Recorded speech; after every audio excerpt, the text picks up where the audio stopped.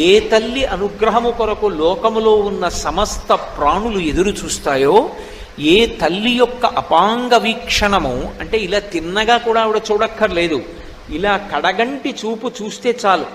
అపాంగై అమ్మవారు ఇలా చూస్తుందిట, కడగంటి చూపు అంతే. ఆ ఒక్క చూపు చేత ఒకడు మహదైశ్వర్యవంతుడవుతాడు. అమ్మవారికి యశస్విని అని ఒక పేరు లక్ష్మీదేవికి. యశస్విని లలిత కవనివ్వండి, పార్వతి కవనివ్వండి, లక్ష్మి కవనివ్వండి, సరస్వతి కవనివ్వండి, ఆ పేరు ఉంటుంది తప్పకుండా. యశస్విని అంటే కీర్తినిచ్చున్నది అని.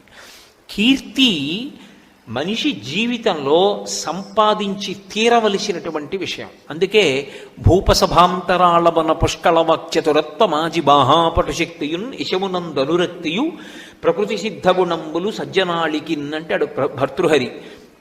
మంచి కీర్తితో నేను ఉండాలి అన్నది సద్బుద్ధి కలిగినటువంటి ఎవరికైనా ఆశయంగా ఉంటుంది. అటువంటి కీర్తినివ్వగలిగినది ఎవరు అంటే అమ్మవారు.